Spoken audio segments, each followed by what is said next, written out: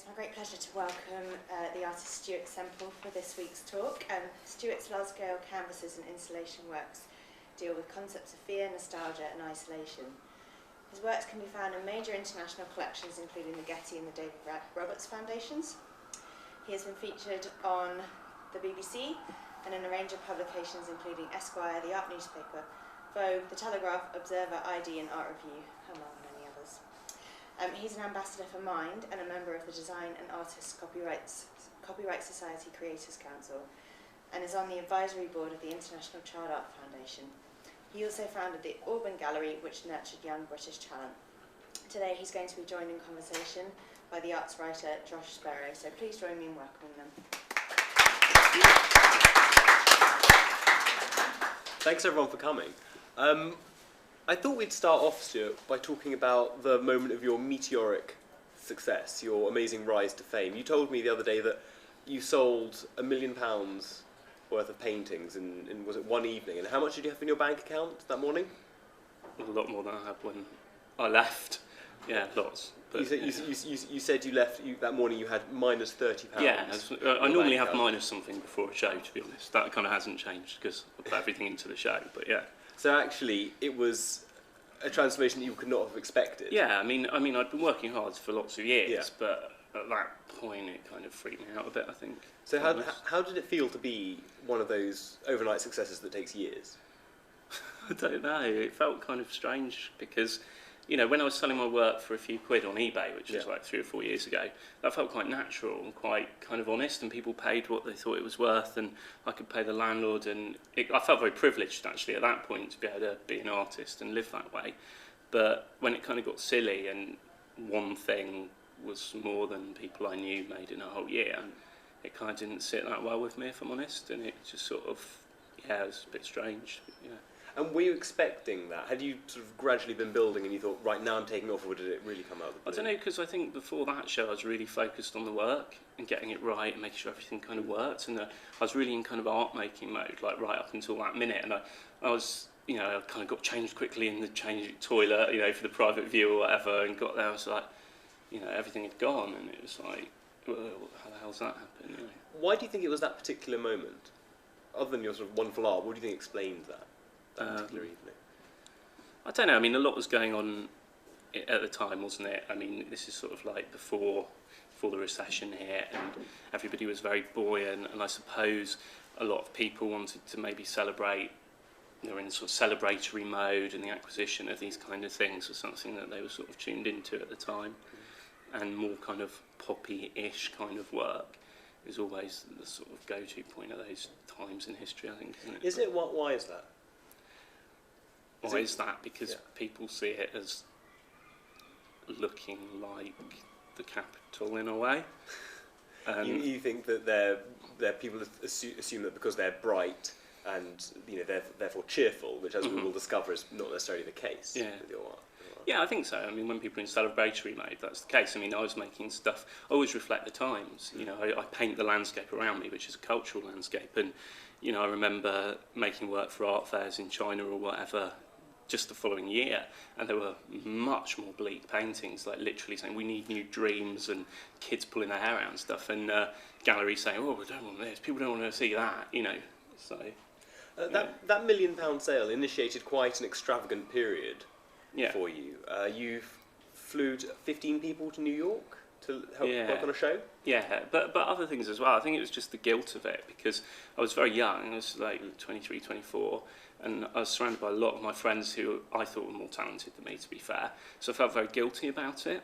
And, you know, I think it's quite normal. I mean, like, there's that interview with the Sex Pistols where they get 40 grand from the record label and they've spent it, and the KLF, but, you know, I wanted to get rid of it. It just felt like a sort of burden.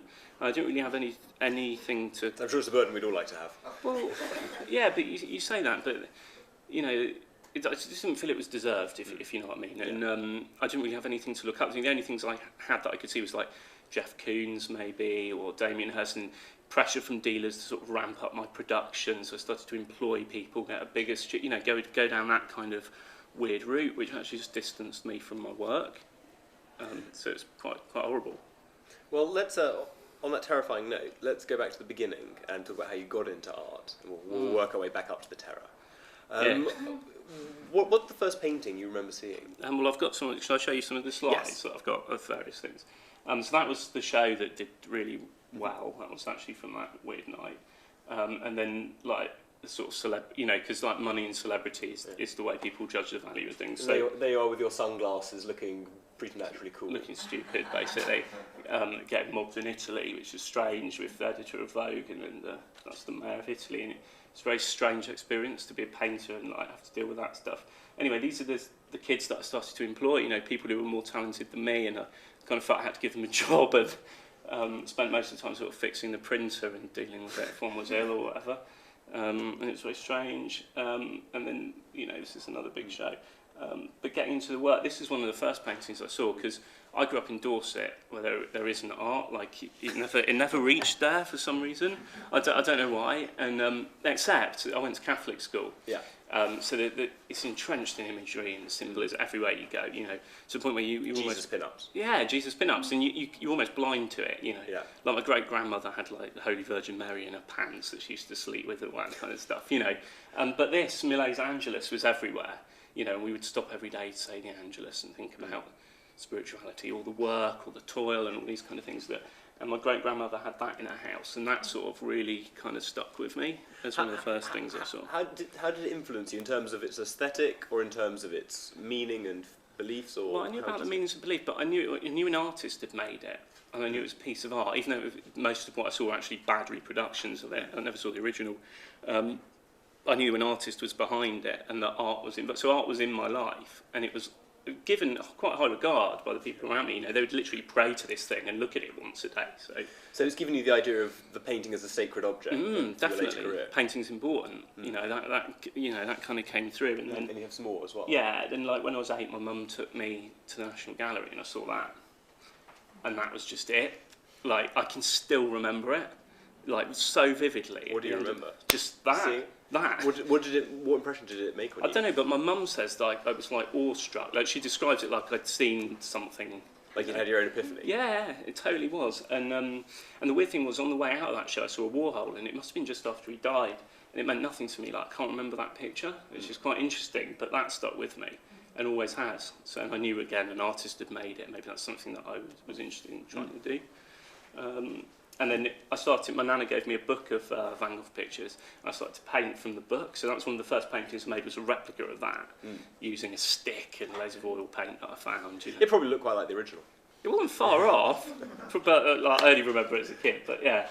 And then Picasso, obviously, like, he's always been an idol of mine, and discovered him maybe when I was like 13 or 14, and my love affair with him has grown over And this years. painting has sentimental meaning to you? No, it's just an awesome painting. It's just like this shit, just like everything about it is a great painting. The tenderness he paints it, like Matisse can't do that. Just the awkwardness, and subject. That's something that we've all been through. It's such a human, but he just does that in a way no one else can, and he continues to be awesome, like right up until the end. So yeah, it's just like I fell in love with him. My nana gave me a Rodin book, and it was just that idea of like beauty and ugliness. Because they're quite, Rodin, I would say, has quite a different aesthetic from you. It's very narrow and drooping and thin, and you're much fleshier and fuller.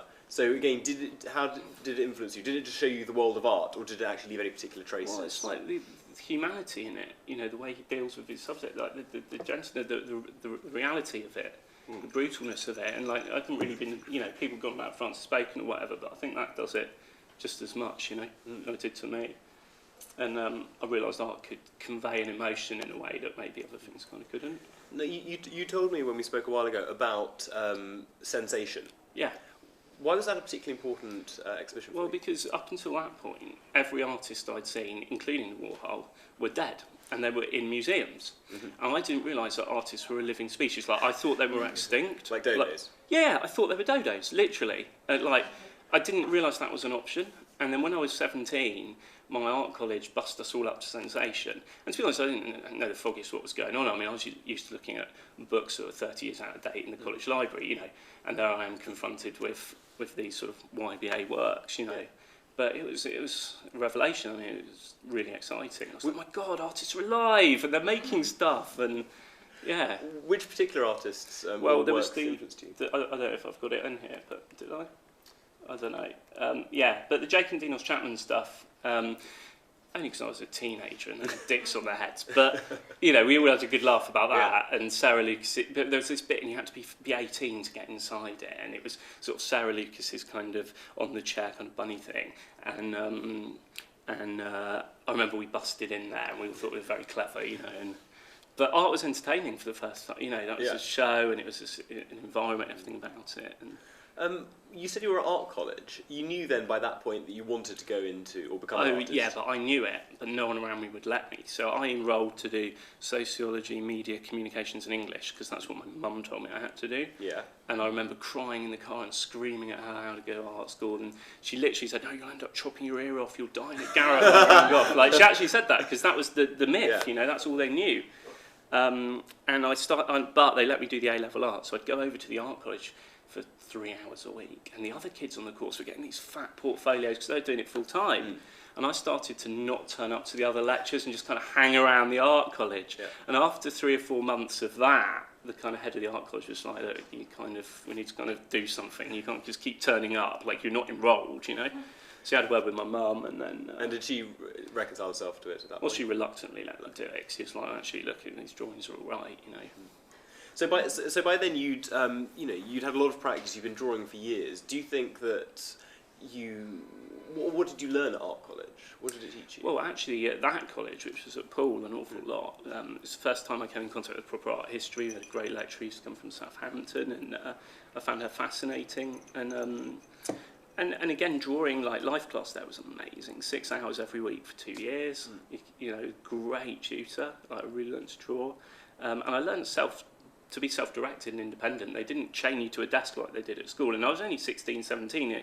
I don't know if it's quite like this now, but if you didn't turn up, no one sort of told you off. You know, you just let yourself down. And by the end, there were only 5 people there, and we pretty much had the place to ourselves. And I had access to so much materials and screen prints, everything. And I made the most of it. You know, I was there every day and I worked, you know. And when you look back at the work, I don't know if you have any of the works from that era. Not really. Oh, okay, because I was wondering how you look back. Do you think that you saw then the seeds of what you do now? No, not at all. No, it's completely They different. were rubbish. I mean, they were a painting of a bowl of fruit and some well-worn shoes. And, well, that's a good place to start. A lot of it's nothing that you wouldn't expect any art student at that age to be doing. And what about your second art school or college? Well, there was trouble there because I signed up to go to Bretton Hall, which is in the Yorkshire Sculpture Park. I don't know why, because I don't like Henry Moore, at least the big ones. I think they're kind of... Do you know what I mean? So that your back garden's full of those. Well, let's expand on that for a second, because I think people would be interested in that. Why don't you like Henry Moore? No, I like the small ones, and I love his drawings, right? Yeah. But the big ones are just, you know, it's just a bit sort of showy for me. Do you know what I mean? Showy, okay. In a way, but you said there was trouble, you said? Yeah, there was trouble because it wasn't very well. I started to be very anxious, and I started to develop these strange allergies. And I went so far away from home, and I was incredibly homesick. And I found it very hard to make friends, because in Dorset I didn't really have any friends. I just sat on my own listening to music and doodling and in my little world. And then it was just a really big step that I just kind of wasn't really ready to take. And it was kind of, it came to a head, because I had so much freedom at the old arts college, you know, and then they gave you a little corner there and no materials or anything, no real guidance. And, you know, the tutor came around once and was like, "Have you thought about doing it on a circular canvas?" I was like, "Yeah, thought about that." And, you know, that was his criticism, you know. So the next day I decided I'd push it, because everyone was looking at what everyone else was doing, and there was no, you know, I didn't really deal with that. And I thought, well, look, if you want to stare at me painting, but I'll give you something to stare at. So I went in and I wore my pants and I put a canvas on the floor, and I got these tubs of household emulsion and I poured them on this giant canvas right in the middle. And the idea was that I had to stand up on the painting to try and support myself with the painting, which I didn't feel I could do there. So I made an absolute performance show of the fact that I couldn't stand up on my own painting in front of these people. And it just splattered everywhere. And then I walked out and I left these kind of footprints. And then I got a phone call at my dorm the next morning. It was the head of the department. "How are you?"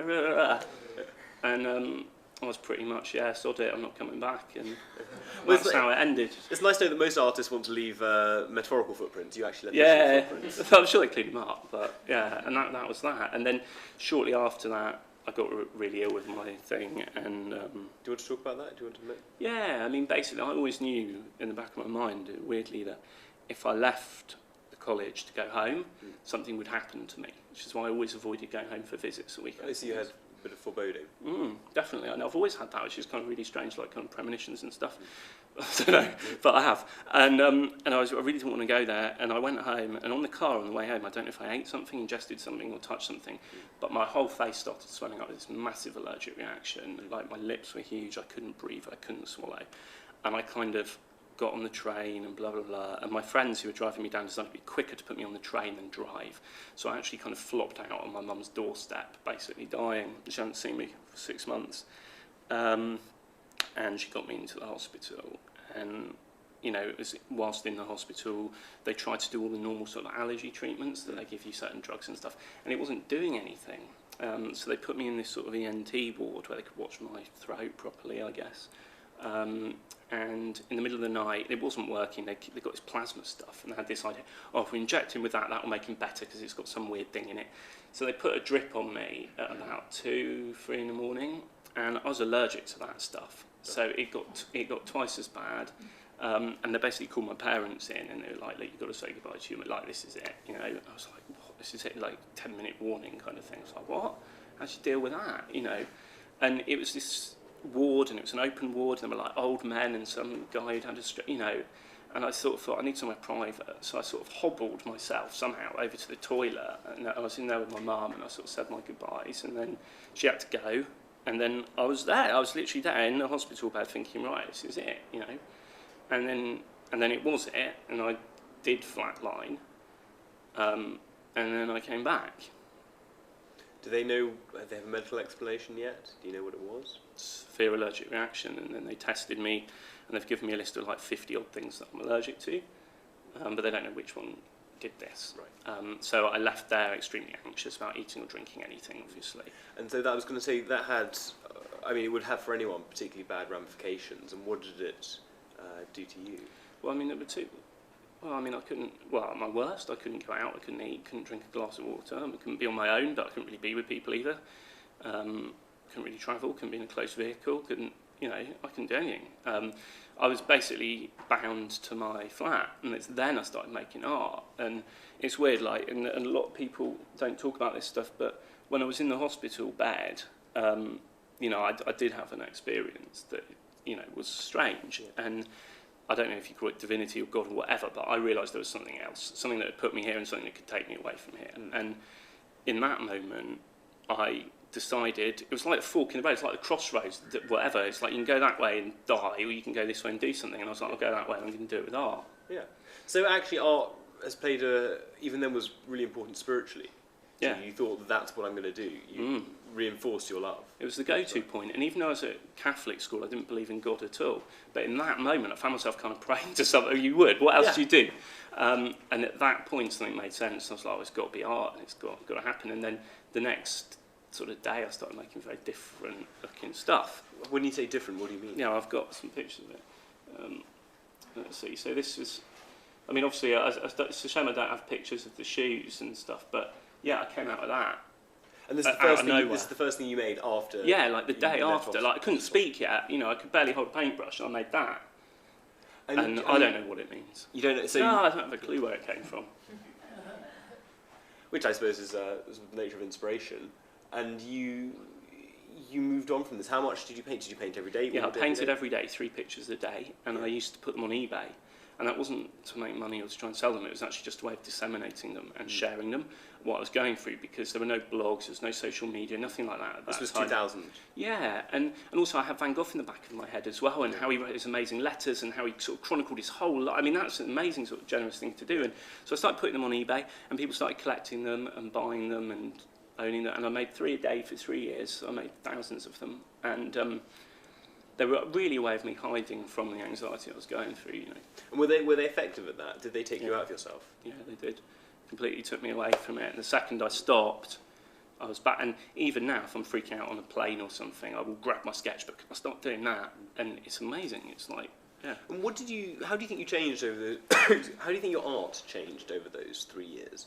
In what respects? while I was doing it. Well, at first it became a way of distracting myself from what's. I've got a couple of them there. So they were just kind of things like this, any kind of thing, you know. We'll come back to that in 1 second. Why did you call yourself Nancy Boy? Because I kind of wanted to be anonymous because I was talking about things that were really personal, and I just kind of didn't really feel, and also artistically I didn't feel I was at a point where I could really put my name to something. Like I wasn't really good enough at doing it. Like I was just an amateur in his bedroom, like doing stuff. So I just wanted to hide behind something. And I think you can see in here definitely things we see in later pictures.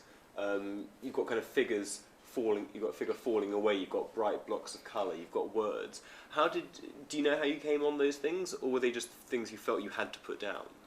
They were just things that I was compelled to put down, but they all have this idea of trying to find some sense in the madness or dying at some point, you know, just to really try to work it out, because no one's giving me any answers, you know. Well, I think it's an interesting point about the darkness that lies behind these pictures, because you've often been called a neo-pop artist, or, you know, with reference to some kind of pop art, and superficially you do seem to have similarities, but you feel quite strongly that you're not a pop artist. Yeah.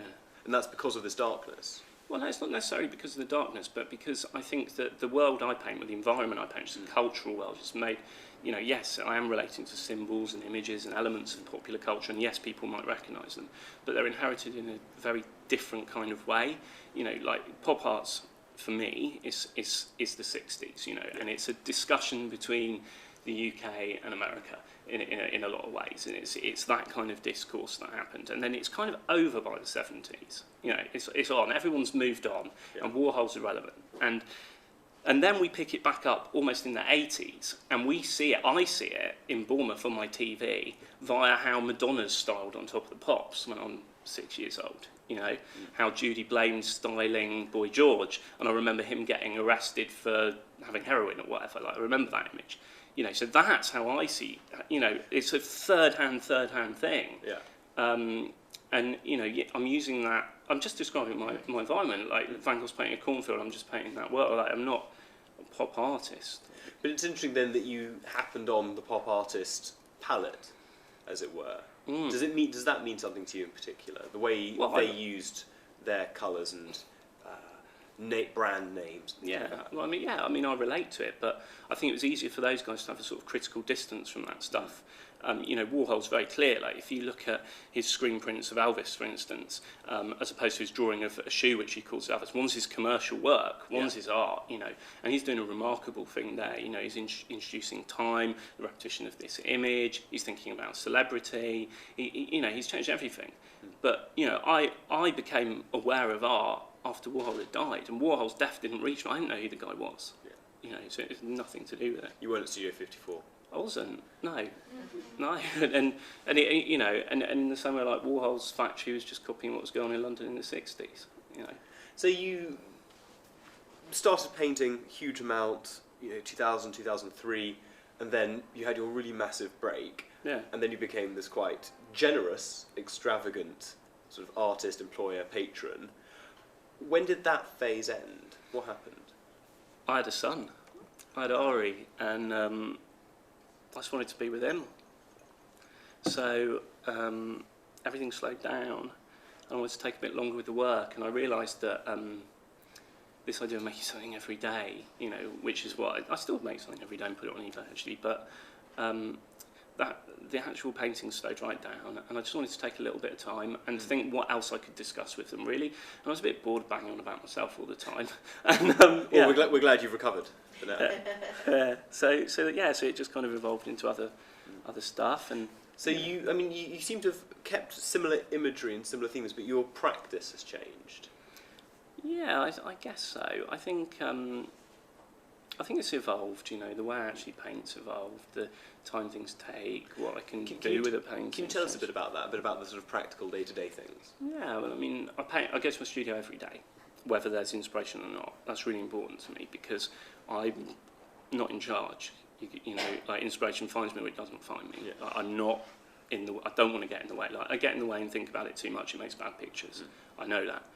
But I also know that if I'm not in my studio when it strikes, I feel really lousy. So I go in every day about 7 or 8, and I go home every day about 7 or 8.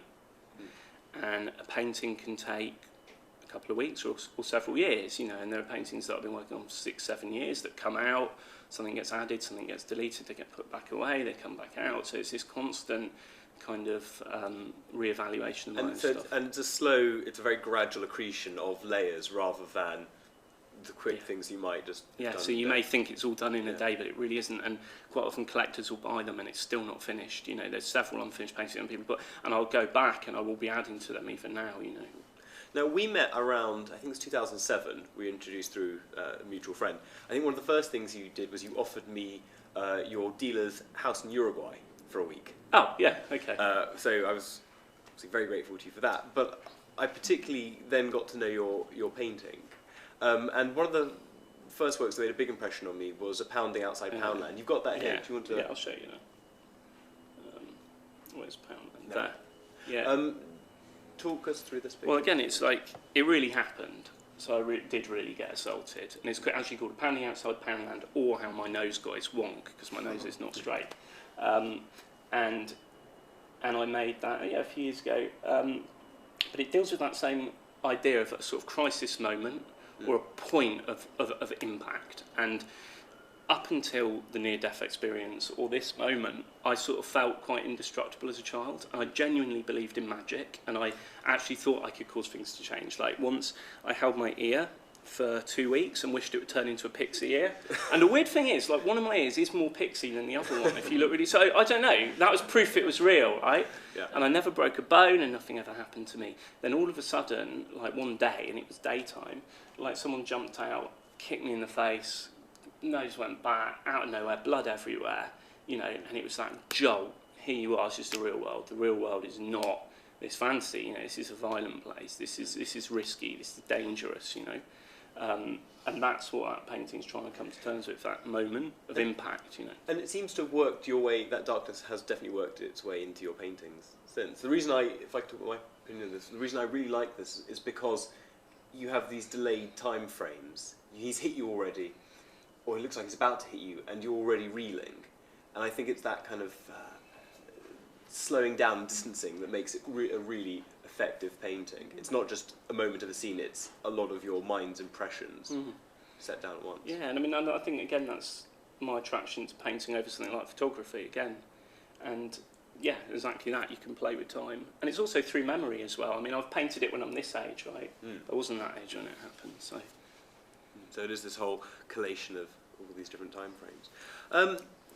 Tell me about what you've been doing for the past few years. You've been relatively quiet, haven't you, in terms of doing shows and things? Doing shows and things. Well, I'm getting ready for my next show.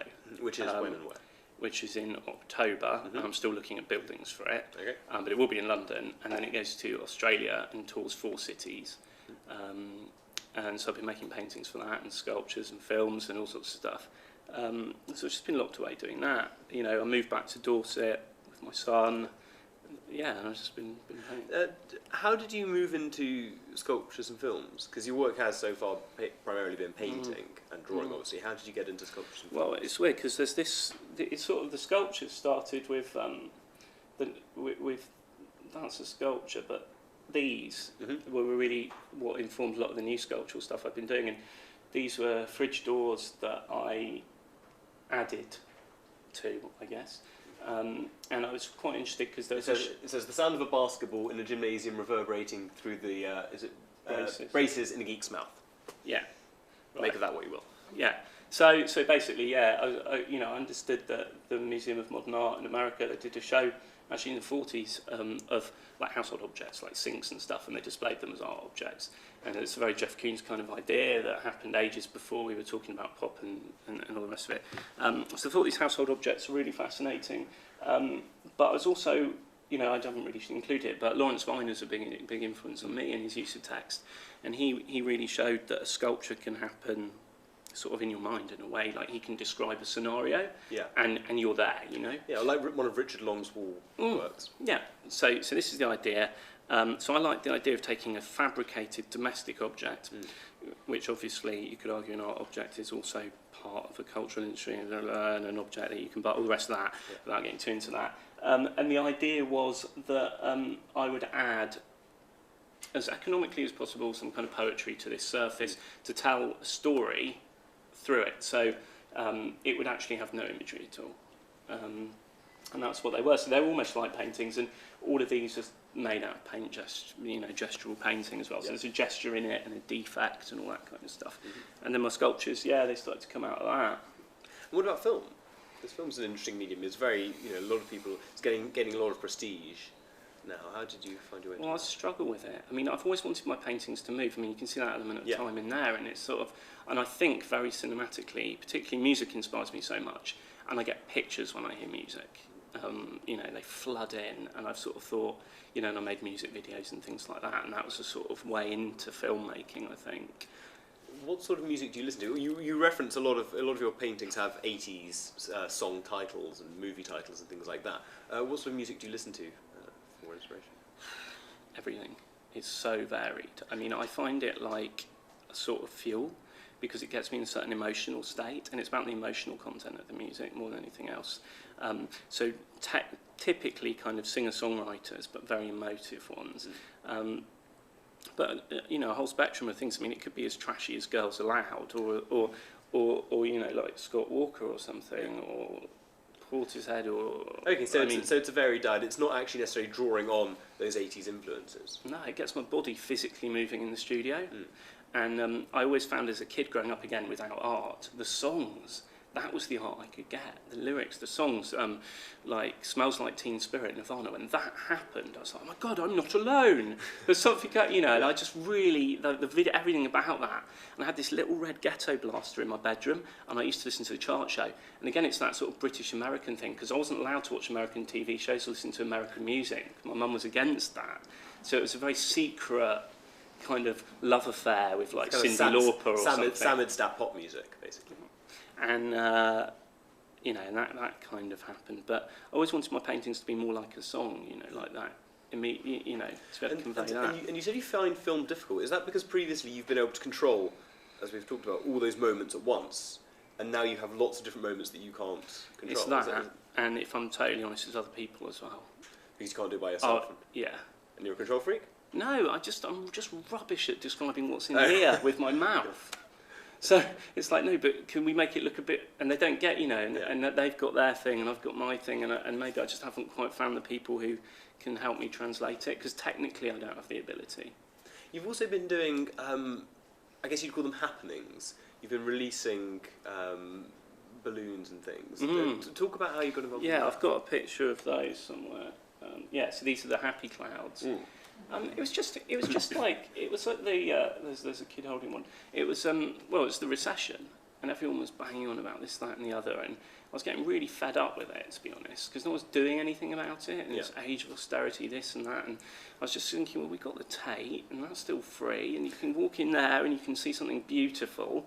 It's not that bad. Come on. And I wanted to make a point that, maybe art and artists and culture can actually do something at the moment. Yeah. Like maybe that's the go-to place, actually. Maybe we don't just need to buy into it at times of goodness. Maybe now's the time we need it more than ever.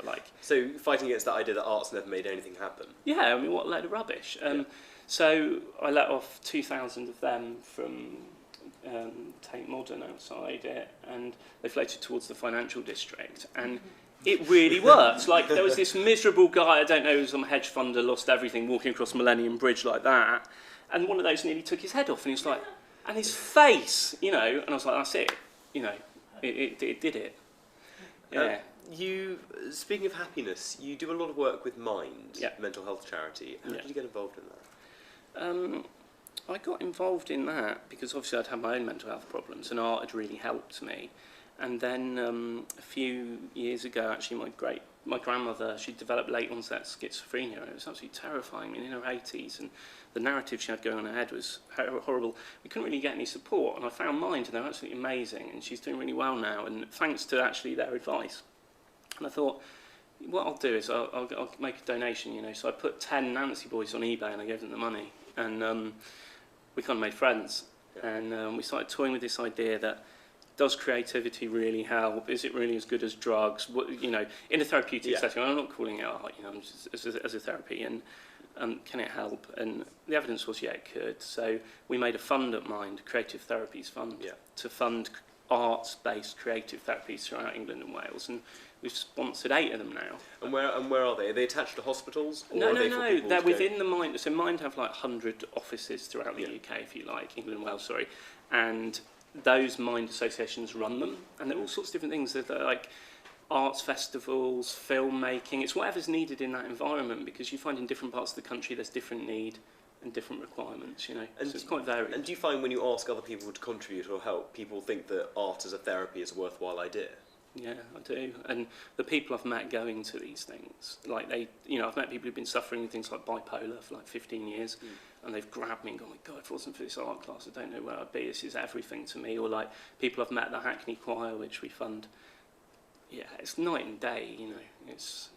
And you spend quite a lot of time with Mind, because I saw you at Art 13, the art fair earlier this year, and you were giving out art sheets, posters, and you were there for quite a while. So you're really active. Yeah, I do something on it all the time. Yeah, I'm always doing it. Yeah. And that's an ongoing interest. And you mentioned that you've got your new show coming up in October. What else is in the future? Well, there's a sort of more public art stuff, a bit like the Happy Cloud. So there's one of those that I've almost finished for Federation Square in Melbourne, which is a piece called Bounce, which is a 100 square metre bouncing floor, so the public can just bounce.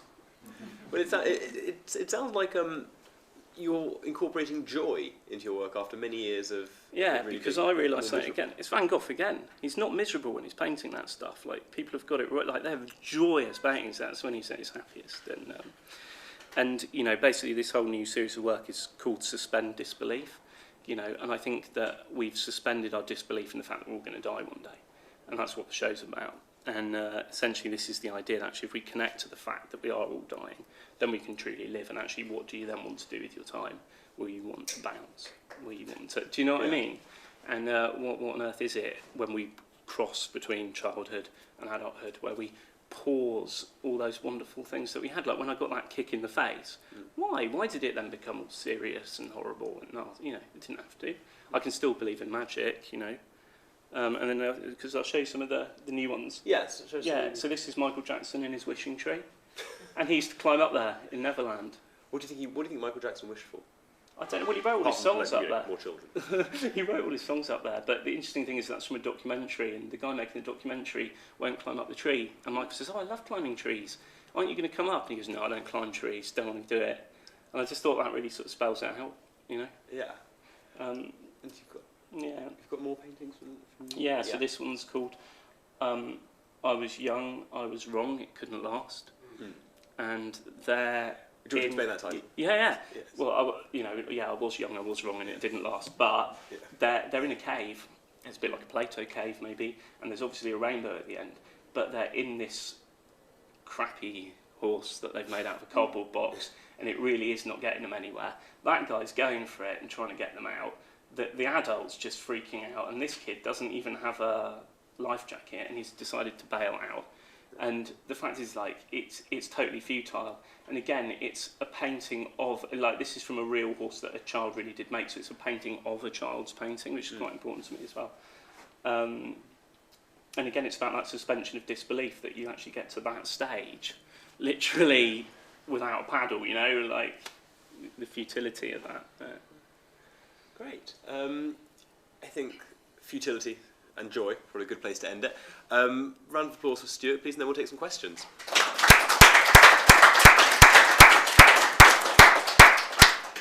Questions, anyone? Don't be shy. He'll answer anything, really. Yes, Isa. Yeah, I was thinking about when you use art as therapy, and someone does a painting like your first one you just did, and they do it from that place where it's not, you know, it's not the intellect, or, you know, looking at it as a, I mean, you know, if 100 people do that, are some of them art and some of them not art, or are they, do you personally, would you consider them all to be art? I don't know. I mean, I've thought about it a lot, you know, at what point does it become a work of art, what time is it, and I don't know, I think it's their experience, you know, if they say it's art, then I have to go along with them, you know. But a lot of them you'll probably find you speak to and they just sort of see it as something they made or something they did. I don't think they'd... Certainly at that time I wouldn't you know, that was too lofty. Like, I wasn't calling myself an artist. I was just someone who made stuff. You know. I don't know. What do you think? Yeah, I think you're right that it's, if the person starts to see it as art, it's about the intention, isn't it? It can be easily become art. Yeah, I think so. But it's not necessarily art just because it's A thing. painting or, Yeah, I think so. Thank you. Any more questions? Yes, hi. I'm Alden James. I'm co-founder of the Persuaded, the home house depraved debating salon. And actually Gregor Muri should be one of my next speaker on the topic arte povera versus official art. Oh wow. Okay. Which he has probably felt he was probably the most qualified person in London to talk about this. And that takes me immediately back to my question. I mean, clearly I've expressed in concern to these gentlemen here of understanding those tensions between the more commercial art and this initial artistic drive. So I really like your work, but I'm not here to give commitments. I would like to have your views on this official stroke speculative art, where it looks as though the intellectual alibi, and I could quote tons of your peers, comes across to me as incredibly juvenile May I ask what your question is? Oh, the question is I'd like to have your view on this type of approach, where I like the fact that he's saying that I don't care what that art is, what is important is the artist's perspective, and these institutions very often present works like yours and other work which are much more presumptuous of what the audience should read in that piece of work. Personally, I'm very, very uncomfortable with this approach. Very often, what are your thoughts on that? On the difference between people saying this is art and this is what you should read into it, and other people being freer and less interpretive? How much do you think the artist should decide what's in the artwork? Yeah. Oh, I see what you mean. I don't. Yeah, no, that was a question. That was the question, right? Okay, good. I get it. Well, I think the artist has to decide what's in the artwork. I mean, it's totally their responsibility. Now, dictating what happens to it after that, and I understand your point, I'm not interested. After I've made the thing, I've done my bit. It's everyone else's. It's everyone else's problem, and yes, then the market kicks in and people do what they want to do with it. And, yes, I'm still responsible for those things. I mean, when something happens and a bit of paint falls off, it becomes my responsibility again. Like, it's my studio, I have to go and fix it, But in terms of I try and use a language that I hope is accessible. I don't want to exclude people from what I'm talking about. I think, art should communicate. And I think it's a failing of me if someone sees my work and misinterprets it. I think I've done something wrong. Okay. So you see, if there is a you would still feel uncomfortable about the perceived misinterpretation between what you put in and what you take from it. I think Stuart's answered. So, has your work got a therapeutic effect on you when you produce something which clearly has got quite an emotive content to it? Do you feel a release, or is it purely a No, in the moment of making it, 100% while I'm making it. Then afterwards, I tend to feel quite disappointed, I think. And I actually kind of get a low after I finish something. The process of making it, absolutely, I feel fantastic. Well, if it's going well, I feel fantastic, which it doesn't always. But it's definitely therapeutic while I'm making it, Yes. And then you feel you don't necessarily feel as though something's burden's gone, or you just... Not really. Like it's an ongoing thing. It's sort of like how somebody might use an asthma inhaler every day to generally feel a bit better all the time. Do you know what I mean? It's not like I make something, I've resolved the issue, and like you've said something to a therapist and now you're better. Like it's not like that for me. No. thank you. Madam. Can you tell us a bit about your working process? Yeah. I mean, obviously, I'm imagining you have images and ideas in your head up to all the time. Do you sort of, when an idea starts to get a bit more concrete, you do a quick sketch? Do a sketch or whatever. I've got a big blackboard in my studio, and as I was saying to Josh, I listen to a lot of music. and a lyric will come up and I start to write them on the blackboard, and there might be hundreds and hundreds, and they might be painting titles or whatever, and then I'll be out and about and I might see images and I might capture them, or see something on, I don't know, Instagram or a fashion magazine, whatever it is. You take your camera around with you? Well, my phone, Yeah. and I'm always looking on the internet and stuff, and I catalogue that stuff, and I'm a big computer user. I think I'd be stuffed without the computer, to be honest, and everything's logged in there with tags. And these things start to become like collages. Collaging is really important, actually. Sometimes physical collages, where I'm literally cutting things out and pinning them together, and with the song lyrics, and then maybe a little bit of doodling or whatever, and they start to evolve. And the same with the paintings, like I'll get them out and start to paint something, and then it will go away. I mean, I got one out yesterday that I haven't seen for 5 or 6 years, and I've started to add some elements that I found only a couple of weeks ago to that, and it's now starting to make sense. So it's sort of an ongoing circular, well... Yeah, it just keeps going. Yeah, and then something from one picture might end up in another one, and yeah. And do ideas, do they usually start with music? Yeah, whenever I struggle, the music will do it for me. Yeah. That's where the inspiration will come, and I don't really know why. To follow on from that, how do you know when a painting is finished? I've gone too far with them before. You can break them. Yeah. Yeah. So it's actually quite difficult. There's no. Well, the thing is, I could go forever with them, and it would just get obliterated. So there is a point where you have to be like, I'll just put that start. There's a great train of thought. Let's pick it up on another one, and it's more like that. And they're almost a continuation of each other. Okay. You know, I think. Any more questions? Yes. You were talking about how you still sell paintings on eBay. So Yeah. do you have like practice as Nancy Boy and a practice as... No, I call it Mr. Semple. Oh, okay. It's a bit different. It's Yeah. still, it's sort of like diffusion line. halfway. Yeah, it's the diffusion line. It's like the Calvin Klein pants of the runway thing. And no, but I do one every day, and I put it on eBay every day at the same time. There's at 8 slightly o'clock. different practices. Yeah, but they're a lot freer. It keeps you making something every day, and I started doing it again for that reason, actually, because these blooming big paintings are taking 8 years, and I just want to see something finished every day. So. Great. And so if people want to buy one of your paintings online, just look for just Mr. search. Semple on eBay. Yeah, There you are. and they start at £1, so. There you are. That's your way to Yeah. piece of Stuart's work. If we don't have any other questions, I'd like to ask you to thank Stuart again. Oh, sorry. Gentlemen. Nostalgia was a word that was used Yeah. in the introduction, and nostalgia is directly related to time, but perhaps in not quite as straightforward a way as we might imagine. What are your thoughts about nostalgia, and how do you think you use it in your work, or how does it influence your practice? Oh, that's a great question.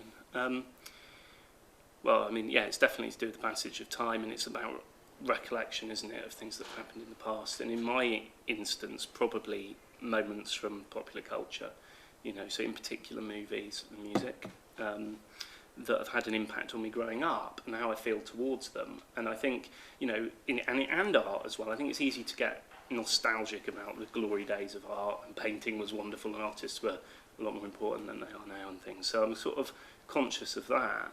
And then in my work, I'm trying to resolve, again, the sense of feeling before and after that almost growing up reality kind of moment where I can watch E.T. now. And it's not exciting. When I saw that when I was a kid, all I wanted to do was meet. I was obsessed. What happened? Did I grow up? Did I become cynical? Was it actually not that great a movie? Have I watched it too many times? You know, and how does that fondness for things change? Yeah, those kind of things. Thank you. Yes, madam. Do you develop any sort of emotional attachment to your paintings, or do you just paint and let it go, or are you interested in what happens next? And if you ever come across any of your artworks in private settings, how does it feel? I don't know. I'd like to think they're being looked after. You know, I don't want something nasty to happen to them. So I guess I'm quite protective. But you know, you hear that thing is a bit trite, sort of like, oh, they're my children. I can't be. I don't feel like that about them. You know, I feel like I've had my use, and I'm thinking of the next. Like, I'm always 20 paintings ahead in my head. I'm trying to get them out. You know, and actually, it's quite a relief when they're gone. Like, I feel kind of the opposite to that. But yeah.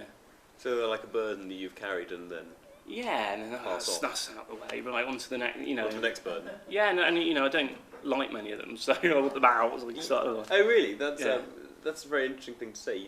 You feel that they're not what they could be, or they're not Yeah, parts of they're you that just you, not. that you identify with or you like? No, they just never do it. What I want to say, I have to keep doing them. It's lucky you're collectors don't feel that way. Yeah, that's true. Any more questions? No? Okay, well, please thank Stuart once again. Thank you, Bert.